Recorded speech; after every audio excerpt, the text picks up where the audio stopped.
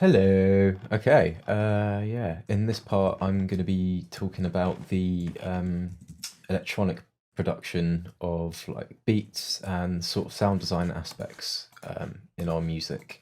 This will be sort of a general explanation of how I go about making and sequencing electronic beats, but I'm going to use a particular segment of Eldritch Rhythm as an example for that. So it's going to be the middle section where there's this sort of stabbing kick pattern happening and sort of almost glitchy percussive beats happening in and around the space.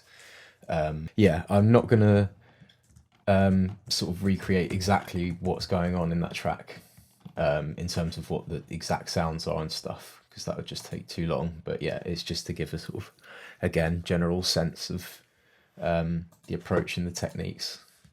I've developed a bit of a, I guess, formula you could call it, and I guess I'll refer to it as the Luo Beat Sandwich Splendid Spectacular Thingy Bobby. So yeah, I'll flash it up on the screen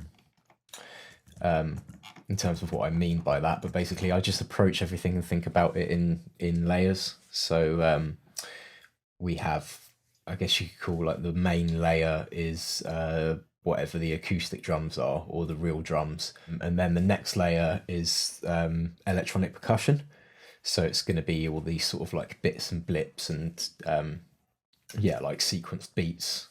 And then there's a third layer on top of that of production, which sort of consists of one-off effects and sort of yeah, moments that happen to accentuate specific moments in whatever the track is. So yeah, so obviously a big thing that we like to do is in pretty much every track is to combine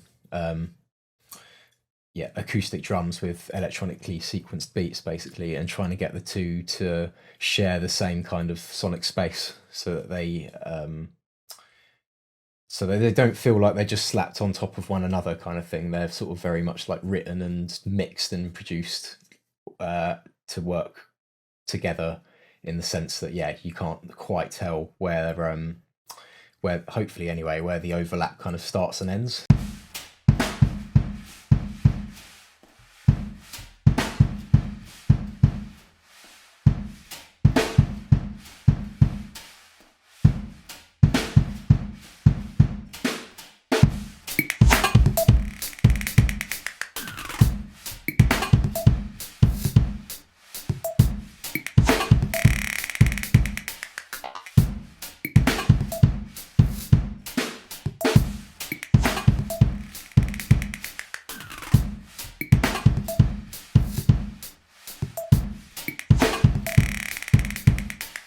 So even though it's electronic, it somehow manages to feel natural, and vice versa with the drums. Even though they're acoustic, they're somehow slightly enhanced. There's kind of two ways to go about, two main ways, I would say, of going about making beats in Logic with a basic just in keyboard and mouse setup, which is the way that I do it, basically. And one of the ways to do that is you could work with MIDI, and you could use something like Ultrabeat, which comes with Logic.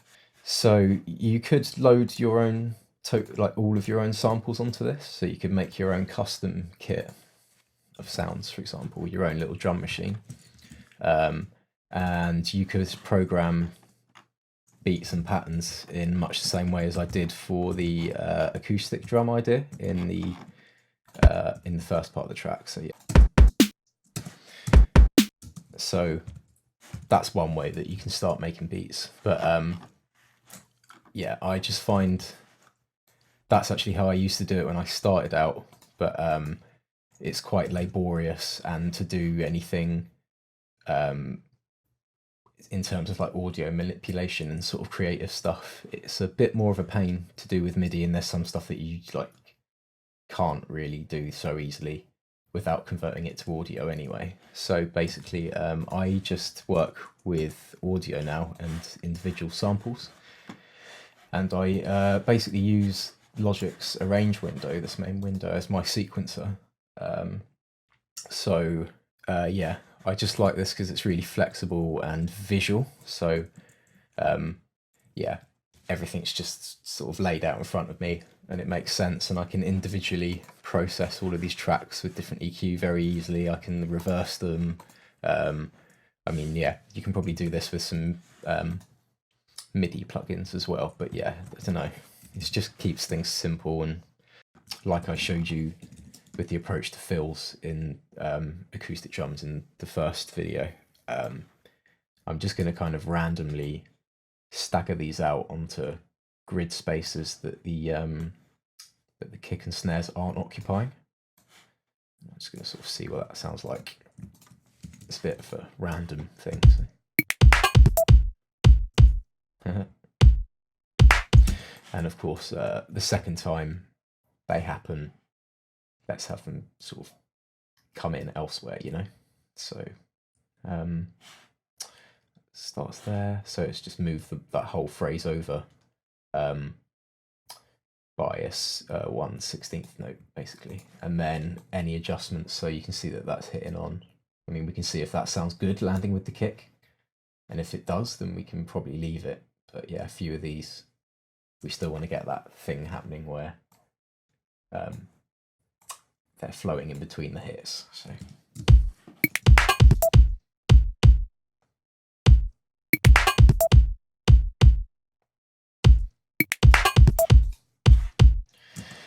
I think we do actually need a hi-hat in there. So let's just use that. That'll do.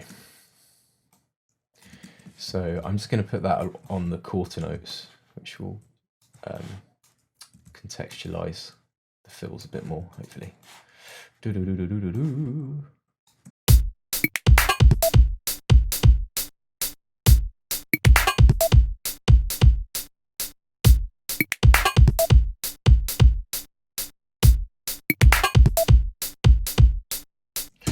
And then we can just take a couple of those, drag them over here, and we can quantize these samples here in the same way that I did with the, if you remember seeing what I did with the drums and the bass with the MIDI tracks in the first video. If you imagine if I had those up here, I could select those as well, and I could quantize all of these perks and fills together at the same time. But yeah, as it is, let's just see what that sounds like.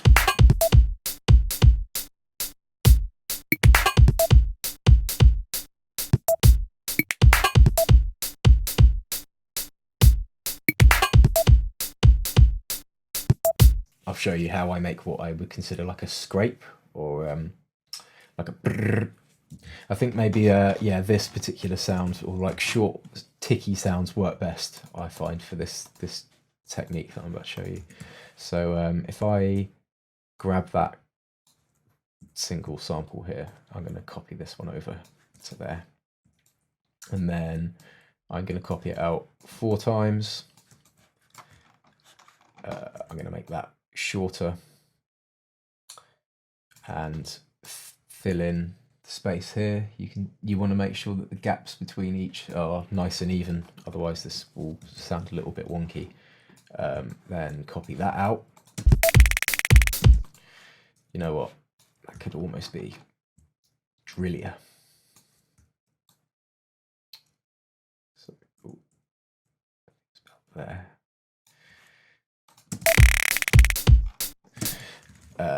Then the idea is to sort of get to a certain point and start staggering them out more across slower values, basically. So show you what that looks like. And each time you copy this out, when you get to this point, if you just drag the sample out slightly more,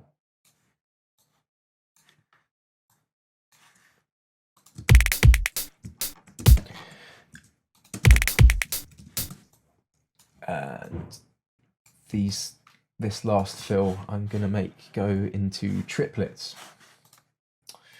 So quantize and then copy that. And now something else you can do with these is on the start of this bit of the bar here, I'm going to make this fill go down in pitch. So each one of these samples, I'm just going to grab and turn down by 2 semitones each time. So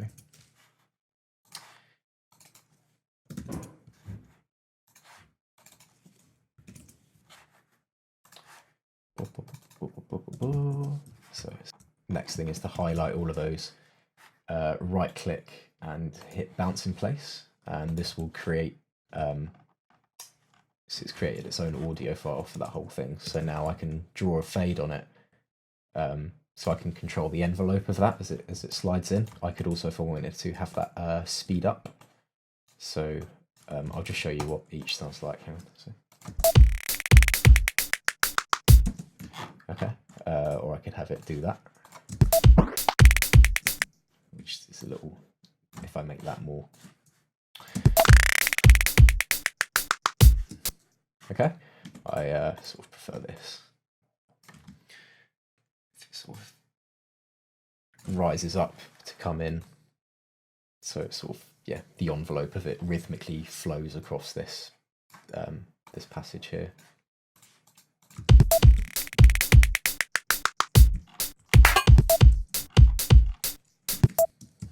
Okay. Another way that you can sort of get that glitchy thing going on is just to take any old sample and you can just stretch it out with Logic's flex mode. You can just grab that and stretch that right out across there.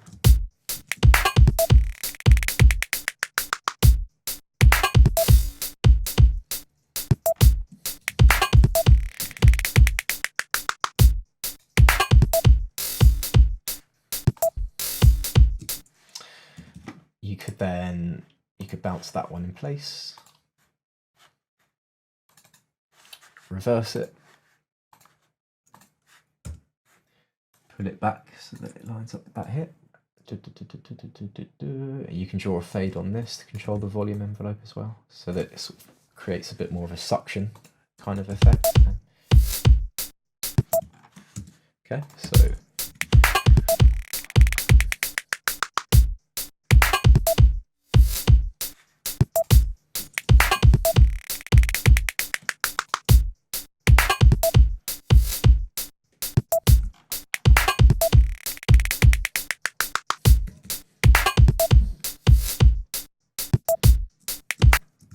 okay, and yeah, I often will have several different sounds or several different types of whooshes, and yeah, you can have short, I consider them like short whooshes, which often play a rhythmic role and form another layer, just like these short perks within the rhythm. They kind of perform an additional quick syncopated function. I like rim shots reversed, often sound really good, so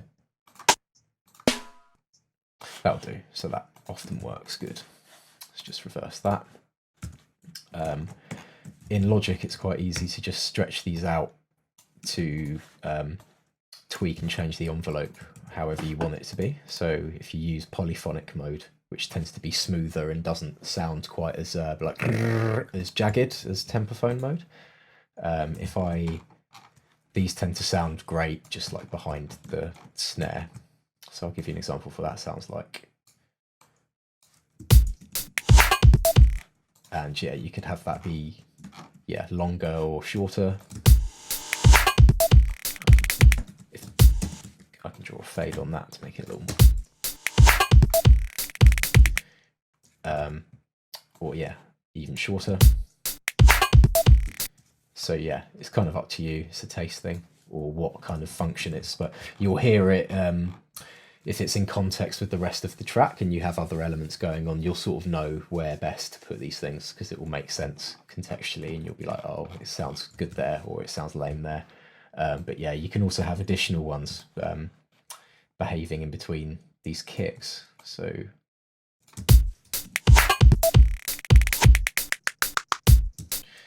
okay, so yeah, this is kind of how I start building things and how I'm approaching it in layers. So if I just sort of name everything, scrape.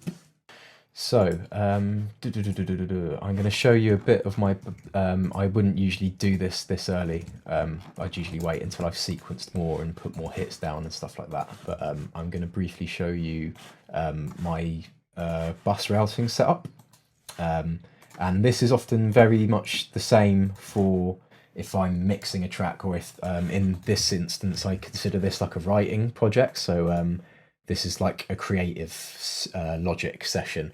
So basically I'm going to be using lots of creative processing plugins and lots of stuff like that, and that's going to use up all my CPU. So in order to like mix it well with more plugins later, everything gets exported out of this project as audio. So I export the whole thing as individual stems, so that I can mix it and keep the sounds of the plugins, but then obviously start with a fresh project. So I've got all my CPU available to mix it basically. So yeah, I have the specific, I'm told it's the old school method actually, my routing setup. It's quite simple, and yeah, again, it's just like really visual, and it's good if you're working on a lot of projects at once, because you can just sort of easily know what you're looking at in each one of them. So my kick always goes to bus 1, and yeah, that's going to be a mono bus. And yeah, I always sort of have the same color coding that you'll see, but I'll talk about that in another video when I've got more elements in the track going on. But yeah, it's always kicks or main drum elements in red, and then additional drums and percussion are in yellow. So then these two, I set these up if there were more snare layers, because I might have sometimes stack up more layers of snares for the overall one snare sound. I will send them all to their own snare bus. So I've got that here. If I solo it, then it gives me just those two, and I can process these individually and together. Then I have a dedicated hi-hat bus, so that goes there, hat. Then all the perks generally go to one bus here, which will be, let's call that like short perks. So I have that for the sort of additional rhythmic layers in the drums basically. So if you imagine, yeah, this would be like layer 1, then all of this is layer 2, and then the reverb stuff and the more the like incidental effects go on another bus after this basically, but we haven't created any yet. So then basically all of these buses, except the kick, I send to their own bus. So let's make that, it might be a bit confusing, but I call that all drums. But that's all drums minus the kick. So if I solo it, you can see I can process all of this together as well without affecting the kick, which is really useful sometimes. And then all drums here feeds through to what is the drum sum. So this is everything together, because the kick I send directly to that. So if I had other stuff in the project, if I wanted to hear just all of the drums together, I can hit that there. If I just want to hear them without the kick, that's there. And then I can still affect all of these groups individually and all of the tracks individually, as well as group together. So yeah, that's kind of how I basically work. So yeah, again, the reason why this bus routing thing is handy is because I want to put a reverb on all of these perks. And what this will do is when I eventually have, if I was to put, I will eventually put Barney's drums, like with the recording, as in here as a guide, and I will use it to sort of tweak what I've mapped here and like get them to fit each other, not just in terms of the rhythm and, you know, the patterns and stuff, so that nothing's flamming or clashing, but also to make sure that the actual sounds are all like working together and that the EQs are balanced.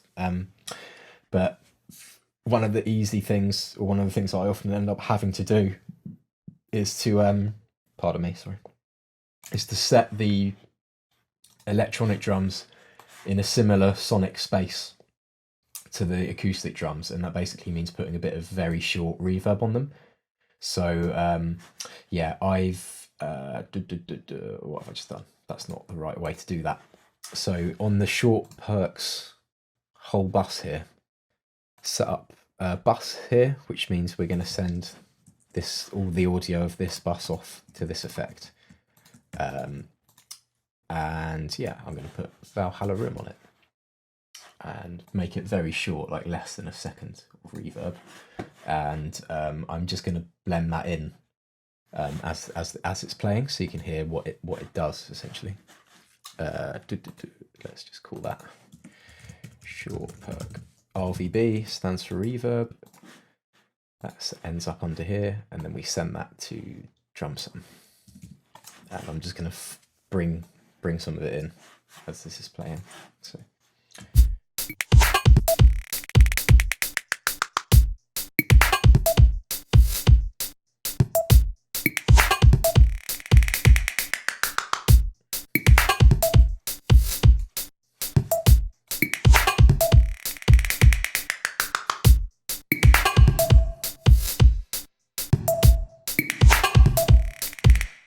That does sound pretty cool as well. But yeah, because we set it up on a bus, we've still got the dry reverb signal, the dry perk sounds coming through, so we're not affecting the sound of them at all.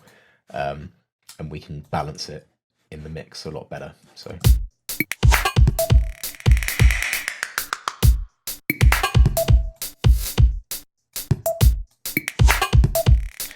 But yeah, just that, because obviously all of these samples, I guess what makes things sound glitchy a lot of the time in glitchy music and stuff is that hard cut to digital silence, which we do use still. And I will do that even with Barney's acoustic drums at points to get that. We do that in our track called The Gapper. Obviously called The Gapper because there's gaps in it of hard digital silence. So yeah, that is still an effect that we use sometimes. So obviously when the actual groove is playing, we want these perks to fit in and not just like cut off really abruptly with the acoustic drums.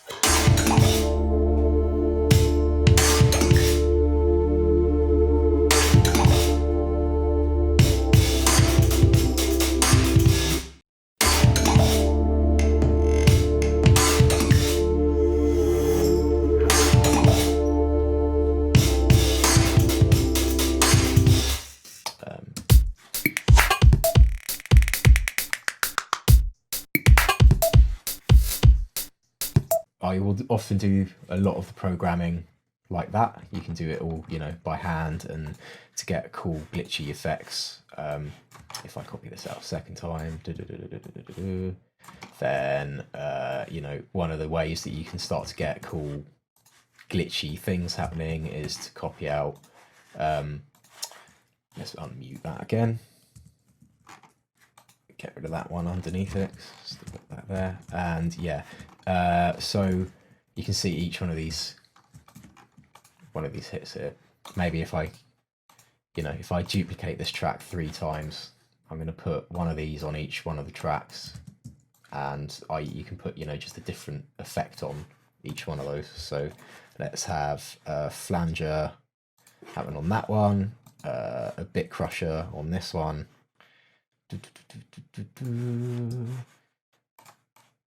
Yeah, that one, and I don't know what's something sort of stupid that we could put on this. A ring shifter, yeah, whatever. Let's put that on. This probably won't sound great, but yeah. So you can do it that way, and obviously that way you can control the exact effect and which sample is getting affected and all of that, and just you can have a lot of fun with it and spend hours doing that if you want and go crazy with that. Another cool shortcut way of getting things like that to happen is to take all the sounds with a bus on it like that. And I showed off this trick before actually, but yeah, if you just grab like what I'd consider a silly plugin, like Looperator, for example, or Effectrix was another good one, or there's one called Glitch, I think, and all these sorts of things that will just do stupid glitchy things to your sounds for you basically, and you can obviously make your own sequences and effects chains here.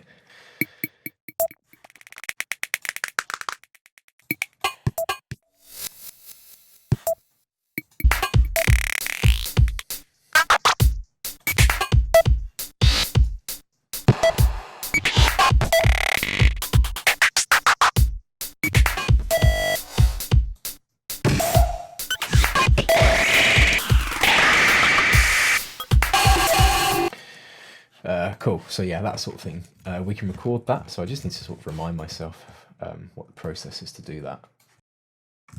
How do I record that? That's the thing. There should be a way to do that, but no, that doesn't work. I've forgotten my own method. That's kind of hilarious, isn't it? Well, the other way that you can do that is to just find a few settings that you like, solo the bus, and then go bounce project or section, bounces, glitches 1. We'll go through and do that. Open it up. Let's get a different one in there. These tend to be pretty cool. Let's try that one. Bounce. We can pull those in as audio files, and we can chop those up and use the bits that they do in the sequence. So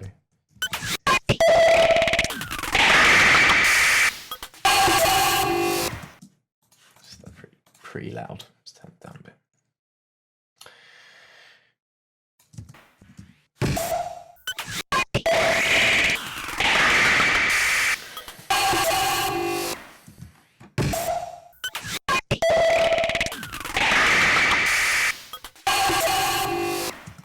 So just as an example, that little piece there is pretty cool. So just, yeah, you could just use a little bit like that, you know, and just stick that in and see what that sounds like.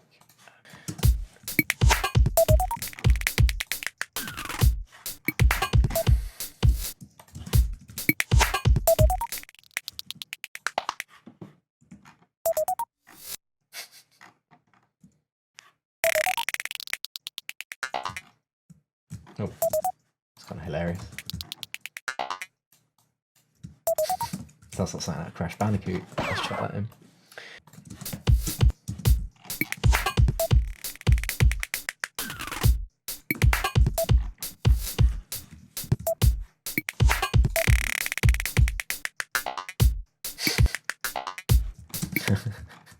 Yeah, I mean, that's like really silly. But yeah, that's kind of one of the techniques that you can use to get things going. Yeah, sorry, I've just remembered I forgot to touch on layer 3, so I'm just going to do that briefly. What was layer 3 again? Like one-off perks and slow whooshes and stuff like that. So just really quickly, I'm going to grab one of the existing whooshes, and maybe I'll do it with this one here. Or actually, generally speaking, for this kind of slow riser effect, I tend to draw for a ride. Works quite well. So that'll do. Okay, so let's just pull that in. We're going to reverse that bad boy. It's got a lot of transient on the end of it, you can see there. So that will probably cause a problem when it hits it, when it meets a kick. So let's turn that down a bit. Actually, I'm going to shorten the end of that sample so it just doesn't have as much of that in. And then I'm going to sort of reshape it how I want this. So I'm going to shorten the sample and stretch it out using flex. But you again, I don't know, it depends on what kind of text you want, but usually I would put it on either polyphonic or tempophone. Polyphonic's going to give you a smoother texture. It will sound a little more natural, and well, maybe I'll just play you the difference so you can hear it. Actually, so solo it.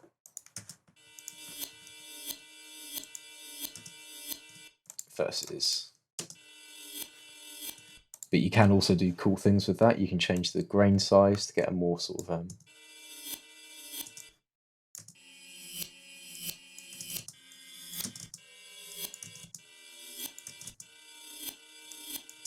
so you could do that if you want it to sound slightly more unnatural, or stick it in polyphonic mode, which is what I want it to be. And yeah, you can imagine these sort of being used to create a bit of maybe like tension or anticipation of a moment that's about to happen, like maybe a transition into a chorus or something. So if I just stretch that out massively and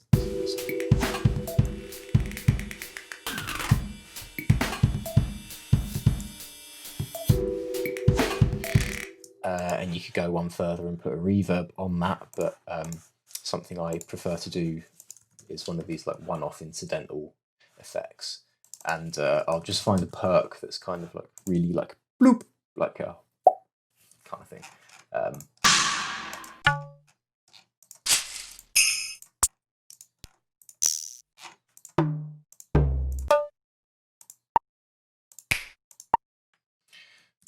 Maybe these two together will sound quite cool. So I'm just going to drag both of them in.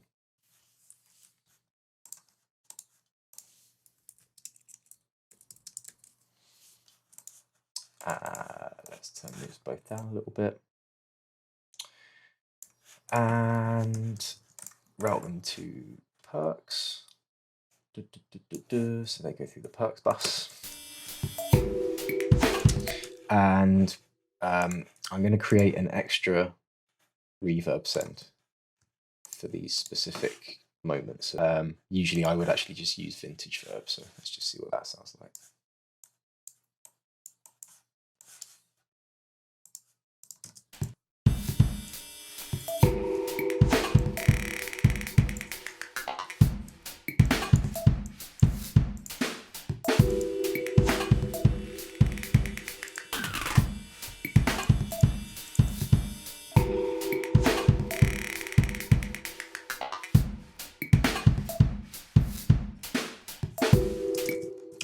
And yeah, just whilst I'm here, because I noticed it, bits in the pattern like this. So this little fill is flamming with what Barney's doing here because he's actually playing straight. He's not going off the grid. So we will sort of have a little back and forth with each other on moments like this and decide like which, whether or not the perks are going to follow the drums or the drums are going to follow the perks. And we sort of like do a lot of takes and different drum takes and try to, yeah, experiment and see which sounds cooler, like taking the center stage at different points, I guess, if that makes sense. Yeah, anyway.